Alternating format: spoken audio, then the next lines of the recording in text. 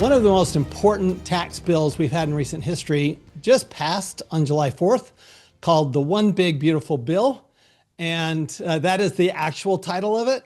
Today, we're going to discover what's in it, what's not in it, and what kind of impact might it have on you and your business, and also what kind of impact might it have on the economy and the U.S. in general. So today I have with us Daniel Bunn, who's the president and CEO of Tax Foundation. We've had people from the Tax Foundation before, Daniel, but this is the first time that we've had you. Well, thanks so much for having me, Tom. Well, welcome to the Wealthability Show. And if you would, just give us a little of your background. I know you've got a pretty storied background. Yeah, thanks so much. So I've been with Tax Foundation since 2018. Before that, I worked on Capitol Hill for a number of years. I worked for Senator Tim Scott from South Carolina and Senator Mike Lee from Utah. And when the Tax Cuts and Jobs Act was passed back in 2017, I was working on what's called the Joint Economic Committee under Senator Mike Lee's leadership. When I joined Tax Foundation, my initial job was to organize an international research agenda for us. And then after my predecessor, Scott Hodge, stepped down in 2022, I was able to get the CEO job, and it's been a lot of fun. It was a great organization. That's awesome. We've had Scott on the show, on the Wealthability Show before. So just let's start with kind of a big picture of the One Big Beautiful Bill, or OB, as we like to call it. I wish we could just have a beautiful one big bill, so it was Bob, but it is what it is. And there's some really nice things in here. There's some things I know that maybe you're not as big a fan of. Mm-hmm. And what do you see as the most important aspects of this bill, good and bad? Sure. Yeah. So I think it's worth let's take a little bit of a step back to be able to get into those good and bad things. Like, this legislation was extremely important because if Congress did nothing this year on tax policy, people across the country, a lot of businesses were going to see their tax rates go up. And so failure was not really an option for all the legislators that were involved in pushing and formulating this legislation. The primary motivator was that tax cliff. But there were several things that lawmakers were interested in doing in the context of the bill. So the biggest things that it accomplished was permanency for a lot of households and businesses, permanency on rates and brackets with inflation adjustments. So that's important to avoid real bracket creep. And then there were permanent provisions on the business side for capital investment, permanence for closely held pass-through businesses. And those are all really good things that you like to see in the tax code. You want to see stability in the tax code, and not stability necessarily of bad policy. You want stability of good policy. And a lot of the things that were made permanent are good policies, improvements to the tax code relative to what we saw before. So let's start with those. Let's start with the good policies. Then we'll go to some of the maybe not quite as good policies. What are, in your mind, maybe top three best from a policy standpoint? Yeah, so I'd start on the individual side and say permanence for the rates and brackets and the larger standard deduction. This Congress didn't reinvent the wheel on that. They basically took the template that was agreed to in 2017 and extended those rates, brackets, and standard deduction with some tweaks for some updates. But that's a really good start to provide taxpayers permanence for those provisions. The second big thing, and this is something Tax Foundation talks a lot about, is permanence for the provisions that impact capital investment decisions.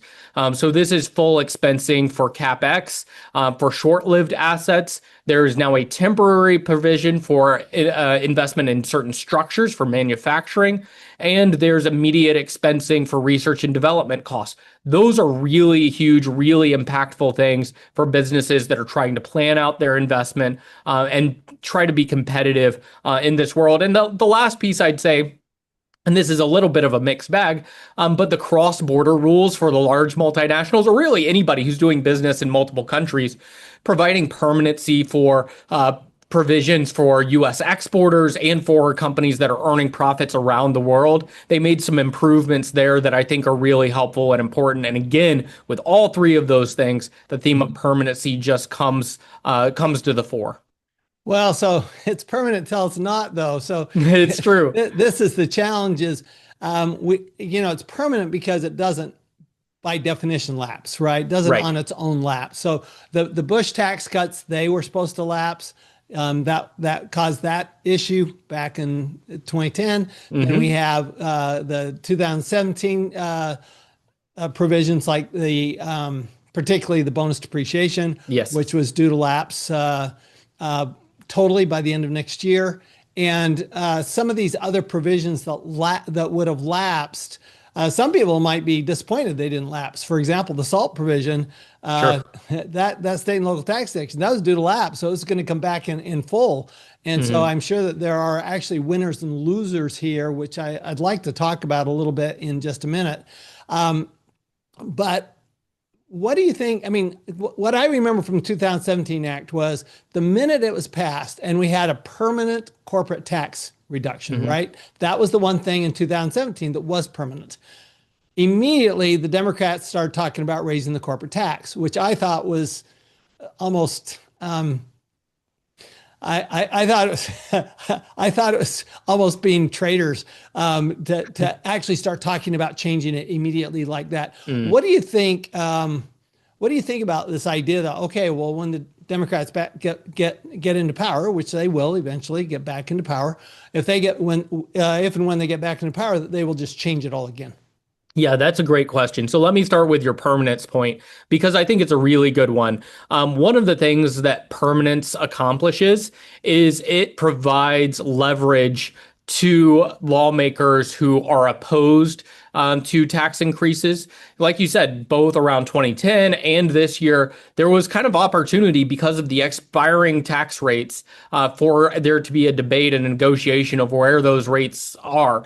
But having these things set until they're adjusted in the future puts the onus on the folks who would propose either tax hikes or further tax cuts to generate a timeline for that debate rather than utilizing some deadline created by an expiring provision. I think when you're asking about these permanent or temporary provisions, I think one of the things that Democrats might be looking at is some of these new provisions that we haven't talked about, the no tax on tips, overtime, et cetera, looking for some changes around that. Additionally, there's consistent, I would say, movement in the Democrat side of the aisle for higher corporate taxes, higher individual rates, and higher rates on savings. So things like the corporate tax rate, things like the top individual tax rate, things like the estate tax provisions, those are always, I think, going to consistently be part of different, platforms for the Democratic Party or folks who are running for the presidency. I'm not sure how much momentum they'd be able to build for a coalition to change those things. But those are things that I think will consistently come up again in the future from the Democrat side of the aisle. Now, interestingly, the lower brackets are indexed for inflation, the higher brackets are Yeah. not. So there is still bracket creep there with the higher brackets for sure. So let's talk about then. Okay, talked about the good provisions. They tend to be the business provisions, the investment provisions from your point of view. What are the provisions that think are not really good policy decisions and why? Yeah, so you mentioned one of them already. So the salt cap provision, and there's all sorts of people on different sides of this. I thought the $10,000 salt cap was good policy.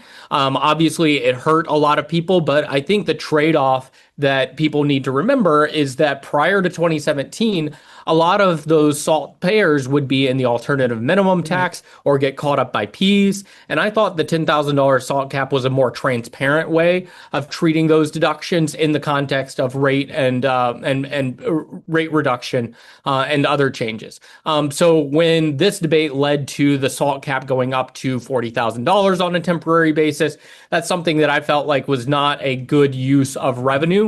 However, the margins in Congress are so thin that, just a couple members from New York State would be able to kind of sway the debate in their direction.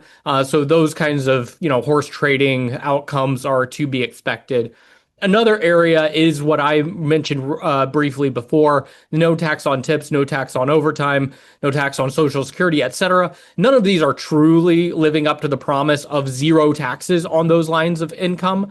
And also, these are tax benefits going to very narrow slices of the population. I'm a broad-based, low rates kind of guy. I'm not a narrow tax cut for a slice of the population kind of guy. And that makes it really difficult to appreciate those provisions, even though I know the political movement behind those kind of probably helped the bill get done because there was so much pressure from the president, partially because of those provisions. Now, some people would say, well, it's a good start, and that's what it is. So if President Trump's actually talked about no tax on up to $150,000, right? Right. He's talked about that. And, I think one of the debate points is the no tax on tips, no tax on overtime just a move towards that? That's a good question. And honestly, that kind of proposal, I'm trying to remember, when that popped up, but I think it was like during the debate, maybe after the House passed its version. We're not incredibly far from that in some cases. It depends on how you earn your income or how your family is structured. But, if you're taking the standard deduction and you're eligible for certain credits and things of that nature, there's a lot of taxpayers up into the high double teens or double digits, income that are not going to be paying much in tax. And they may be getting something back through refundable credits and things of that nature. I think one of the things that makes it challenging is our large fiscal deficits, and thinking about how you have a sustainable financing system for the debt going forward. And that's one of the things that I think is challenging about this bill as well. There were opportunities to make this a little more fiscally sustainable. Certainly there were hard trade-offs made with some of the spending cuts, but further tax cuts, kind of zeroing out rates on folks earning 150K or less, that would go further to eroding our fiscal position. Interesting. So, let's look at the winners and losers. And in your analysis, and I'm sure you guys have done this analysis, who are the winners and who are the losers from this tax bill? Yeah, so the big winners, I'd say, on the business side are manufacturers. This is a clear manufacturer's bill. We have analysis that's forthcoming, kind of showing the relative tax cuts by industry. And far and away, manufacturers benefited primarily because of the bonus depreciation or full expensing.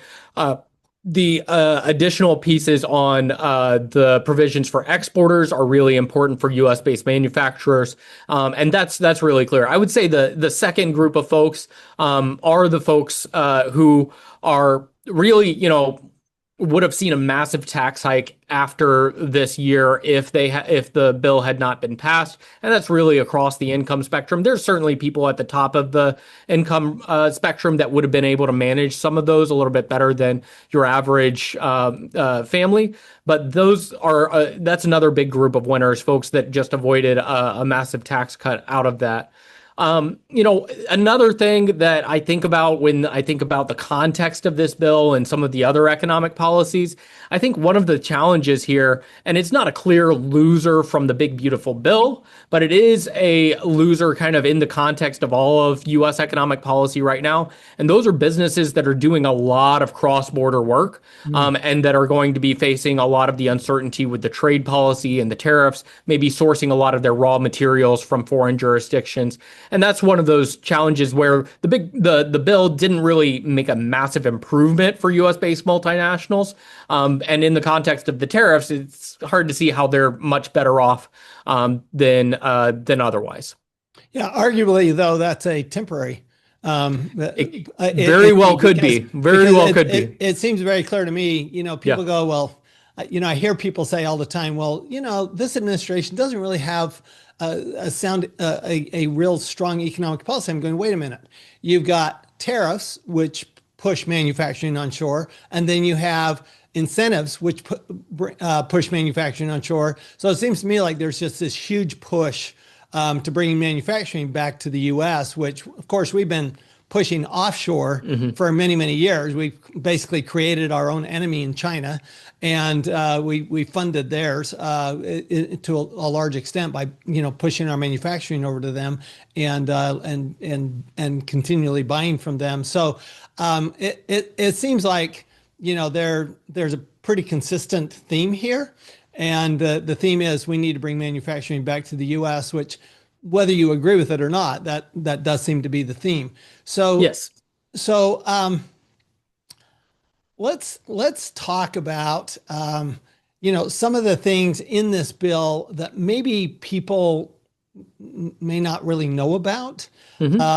For example, let's talk about this haircut on itemized deductions, particularly charitable contributions. Can you kind of walk us through really I'm talking about the two haircuts, one on charitable contributions, but then the overall haircut on itemized deductions? Yeah. So the haircut on the itemized deductions is something that I think is really interesting, and we'll talk about that for sure. But on the charitable deduction side, there's two haircuts. There's one on the corporate side. I imagine you're thinking primarily of the one on the individual side. Let's talk about a benefit first. There's a new charitable deduction, an above the line charitable deduction of $1,000. For a lot of people, that's not going to be meaningful for their charitable giving. But there's also a new 0.5% floor for charitable giving. So until you get across that floor, you're not eligible to itemize those charitable deductions. So that's going to be really important for a lot of taxpayers. There's a similar policy on the corporate side as well. Yeah, but that's a 1%. So that's an even bigger one. Right. And they're capped at 10. So they got this weird 9% window. Range going on, right. Where individuals have this much bigger range, right? They get over 0.5%, but then they get up to 50%, sometimes more. Yeah, yeah. But then you get into what you were talking about, the trim on itemized deductions. And one of the things that, thinking as a policy person, someone who cares about broad bases, low rates, the limit on itemized deductions makes sense.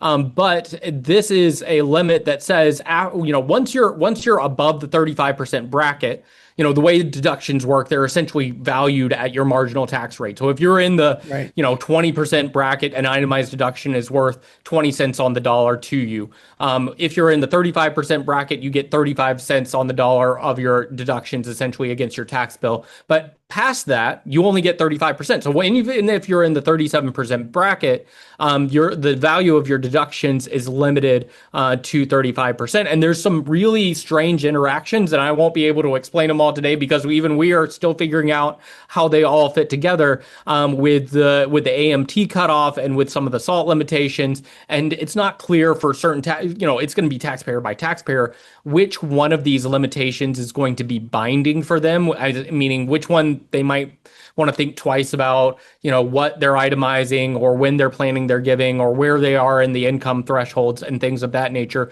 So for a lot of taxpayers in that 37% bracket, this tax bill made their lives a little bit more complicated. And if you're below that, it's a lot simpler, I would say. Yeah, well, I mean, it means there's going to be more planning for sure. So let's talk about one other aspect of this bill that I don't think people have focused a lot on, which is, and I'm just going to ask a question flat out. When is the U.S. government going to stop penalizing people for getting married? That's a great question. Yeah, so the marriage penalties, which essentially pop up anywhere in the tax code where, you've got a tax bracket for a single filer that is not perfectly doubled for married filing jointly, you end up with some sort of tax penalty. The answer is, I think they would fix it today if they didn't care about the fiscal challenges. So there's a revenue consideration with those policies that I think fundamentally undercuts kind of the goal of the tax code, which is to raise revenue without creating distortions for decisions like getting married. And I think the way the tax code interacts with those decisions is particularly harmful, and those things need to be fixed. Tax Foundation's talked a long time about fixing those marriage penalties. Let's talk about a couple of those that pop up in this legislation. The SALT deduction. You're right. As an Right. It does example, not right? double. Yeah. If I have two single people living Yep. together, I have an $80,000 deduction. If I have people married, they get a $40,000 deduction. So again, they lose $40,000 of their Just by getting deduction married. just by being married. And then the same thing happens in the tips, right? Yes. Yep. That if you're married, it's 25,000 is your limit, Hmm. on your deduction, whether you're single or married. So if you have two single people living together, both getting tips, they're going to get a better tax situation than if they got married. Yes, and now it's for other provisions like the reduction or the deduction for seniors, you do get double. That's per taxpayer. So this bill is really kind of confusing when it comes to some of Very these provisions. confusing. It just seems like, wow, yeah, there's some of these that they doubled everything. I mean, the overtime, that's doubled, right? Right, right. That's doubled, but tips are not. Yeah. And it's like, to me, I mean, I know how much extra I pay. In fact, Yeah. my wife complains to me all the time. I pay so she goes, I pay so much more in tax because I'm married, Tom, than if we'd never gotten married in the first place. I'm going, and it's true. I mean, Yeah. it's not insignificant. It's a lot of money. Right, right. And policymakers at different points will pay lip service to this, but I have yet to see consistent from beginning to end a reform process that is focused on eliminating marriage penalties. But that's, again, I think one of the barriers to that is just the fiscal cost of eliminating some of these penalties. Like you said, there's significant tax payments, which means it could be a significant tax cut to eliminate some of these penalties for sure. It's so interesting to me that you Yeah. have the conservative Christian movement has been such an important movement in this Hmm. administration, and yet they can't get the marriage penalty eliminated. I'd like to turn to another little known aspect of this, which is the tax on universities. Mm-hmm. And what I found very interesting is that the House. So the original tax, I think, went up to what, 1.5%, I think it was 1.8 or something. Yeah, it was something it like was under significant. Yeah. 2%, right? It was Yeah. under Yeah. 2%. Yeah. The House bill would have raised it to 21%, the corporate tax rate. Yep. But in the Senate, they reduced from 21 to 8%. Yeah. Yeah. So that is some pretty significant lobbying from some pretty big endowment funds. Can you kind of walk us through how that actually works, and maybe what some of the consequences might be? Because it's quadrupling the tax. Right. So it is going from, say, 2% to 8%. So it is a very big tax increase, percentage wise. Can you kind of walk us through what that tax is and who pays it? Yeah, so it's a tax on net investment income for university endowments. I don't have the numbers just off the top of my head, but it's only restricted to universities that have an endowment of certain size relative to their student body population, and that's a critical thing. So one of the things that you're talking about on the lobbying of this, one of the things that lawmakers wanted to avoid was getting like sweeping up a bunch of relatively small colleges or universities that have a very small student body but have massive endowments, and they're not really planning to grow they're not at all the target of Republican ire over universities. So they were trying to aim at the large universities and endowments, the Harvards of the world, and they were kind of tailored the targeting of that to those. Now, one of the interesting things on this is that as we every once in a while in tax policy, or pretty commonly in tax policy, people talk about the Laffer curve. At what point are you at the revenue maximizing rate, or are you, beyond that and losing revenue because your rate is too high? And one of the things that came out of this discussion, and you look at some of the numbers that the Joint Committee on Tax provided on this, there's clearly not a linear effect that they are assuming for the revenue that you get from this policy. And in fact, I think one of the things that drove that rate back down was thinking through, okay, well, we may not be able, the juice might not be able to be worth the squeeze at a certain level, because universities can change their behavior. They can choose, like under the provisions, they could choose to spend more, or spend down their endowments to get out of the tax, or people donating to endowments could figure out different ways. taxes change behavior, and I think lawmakers wanted to raise some reasonable revenue with this without dramatically changing a lot of behavior for university management. And so I think that drove some of the conversation as well. Interesting. One of the challenges I have is that I think that big universities compete head on with businesses, and they're competing at a much lower tax rate than businesses have to pay. So I liked the 21% just because I thought, well, let's put everybody on an equal footing when it comes to income. We're not talking about tuition here. Right. We're talking about investment income. Harvard has a lot of business interests, right? And granted, there are some rules where there is some taxation on business, but it depends on how they earn it, right? On whether they're taxed on it. So I find it to be. I found that to be a little fascinating. Let's talk about another segment of the economy while we're talking about segments of the economy. Let's talk about the service economy, because this bill was not friendly to service businesses like it was to the manufacturing side. Fortunately, it didn't end up punishing service businesses like the House bill had proposed. Significant punishment to services businesses by reducing the qualified business income deduction, and that didn't make it through. Thankfully, but why is that? Why do you think that administrations, and this isn't the first one, but why do you think administrations favor manufacturing over service industries when our biggest trade surplus is services? Sure. Yeah, that's a great question. I think one of the reasons that they that administrations have a bias toward manufacturing is, one, there's a kind of a general bias towards manufacturing because you see it. There's like a historical appreciation for the U.S. as a manufacturing powerhouse, and policies that support that or move back in that direction are generally favored. On the services side, I think there's a lot of concern, bipartisan concern from lawmakers about some of these service businesses. And in some cases it's valid, in some cases it's not valid at all. Concerned that they can be used as tax shelters for wealthy individuals. And so some of those policies or proposals that you see come out are essentially trying to figure out a way to get at some of those potential tax shelters. But in a lot of times, the policy design is just a dragnet. And that's what we saw in some of the provisions that were put forward. And then I think one of the other things that lawmakers are just trying to figure out is they want to support businesses. They want to support small businesses.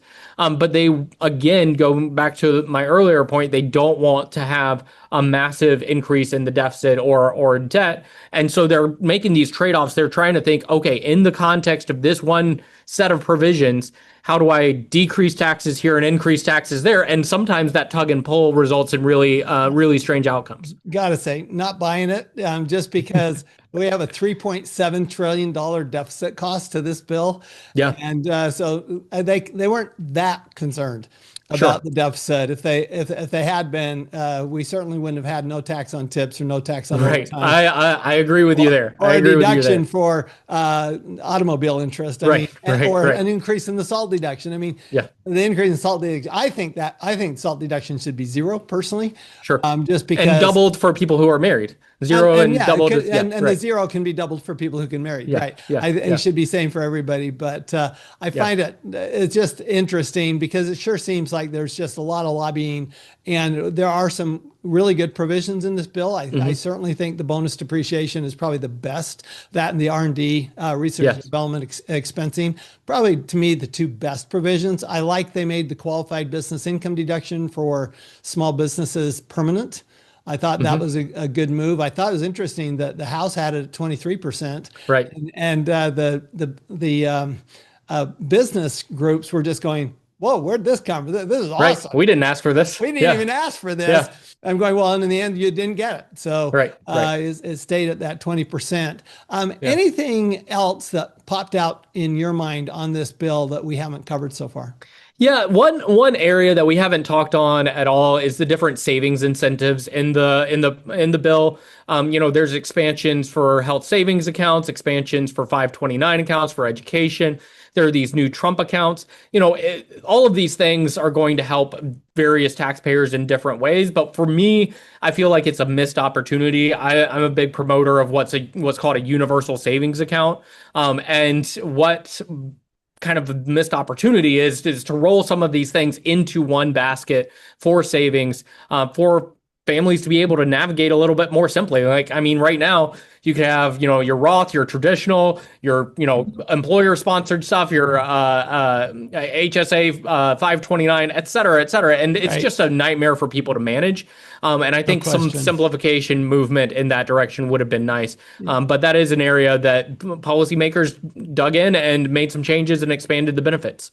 Yeah, and interesting enough, like when the House came out with the Trump savings plan, I'm going, this is a really cool thing. It can be used for a first home. It can be used for starting a business. It can be used for education. And then all of a sudden, it's just another 529 plan. It's just an education. Again, in my mind, the lobbyists from the big universities must have had an impact here, because all of a sudden it went from starting a business or purchasing a home to solely being for education. And then rolling over into a traditional IRA after that. Account. Yeah. And I'm just going, they just decimated. To me, the Trump accounts are practically worthless, just because, take your $1,000 from the government. Right. But yeah. the way they just eviscerated the original intent of that bill when it got to the Senate. So clearly senators had a different set of priorities, than the other. But I think you're right. I think it would be great to have just kind of more of a universal savings plan. Well, for example, in Canada, I like their RSP because there's no penalties for pulling the money out. It's taxed, but there's not a penalty. And I'm going, why do we penalize people for pulling they're doing it anyway.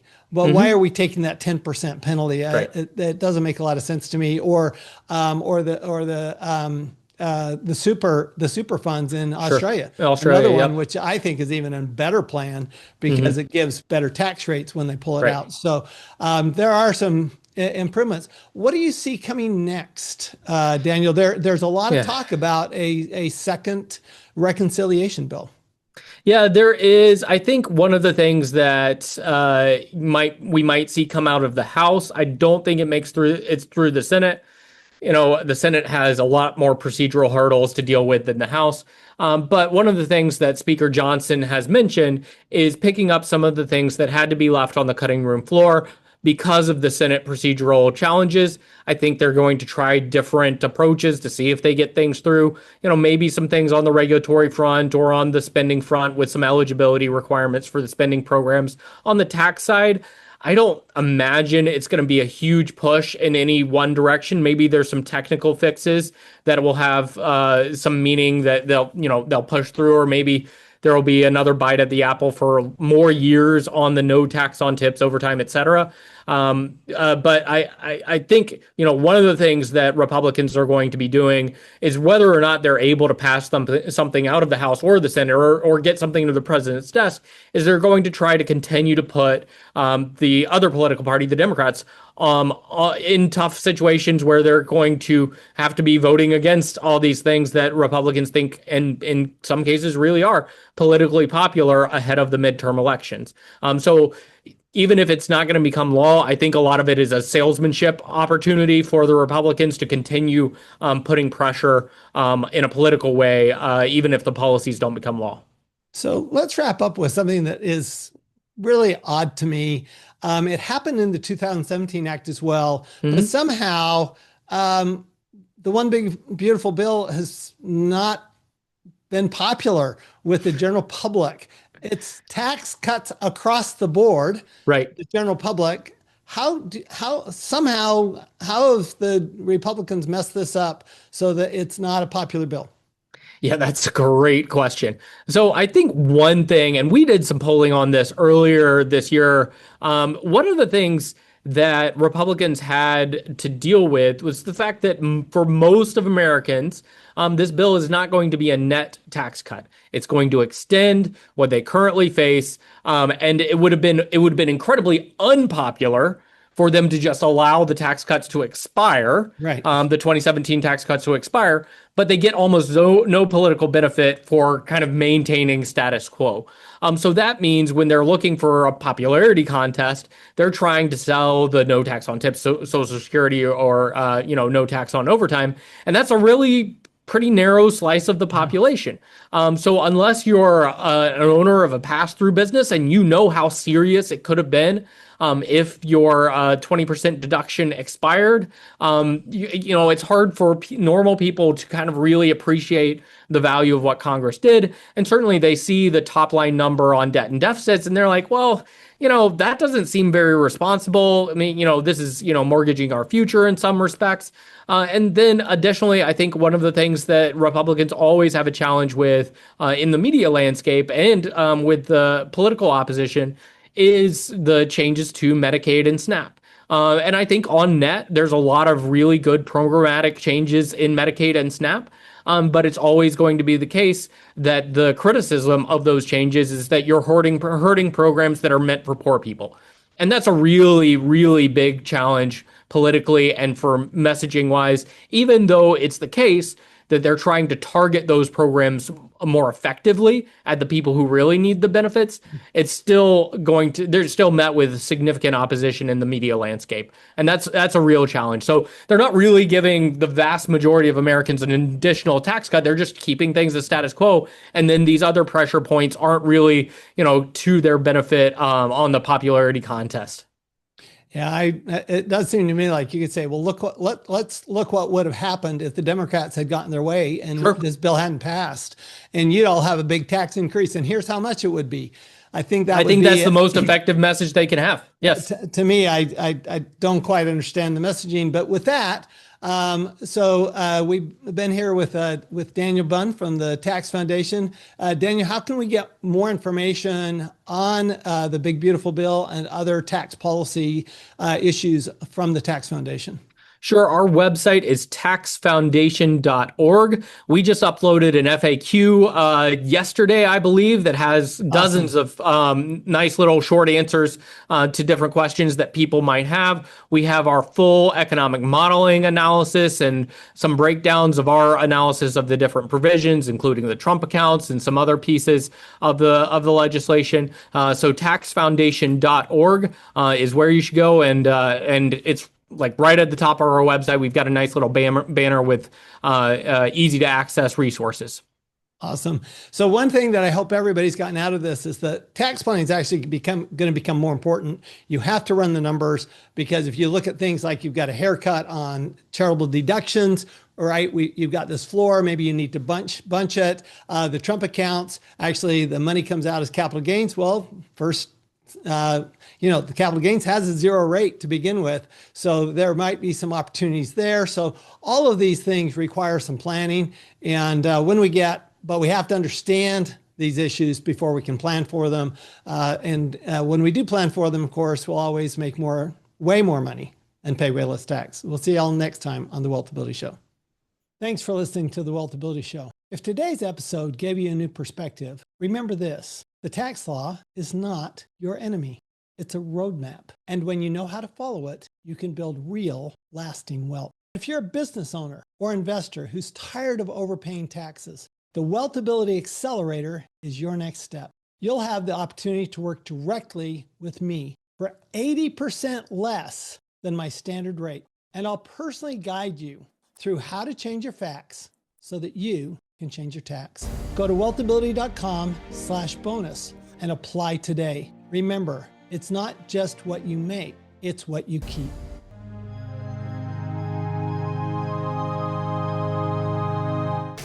This podcast is a presentation of Rich Dad Media Network.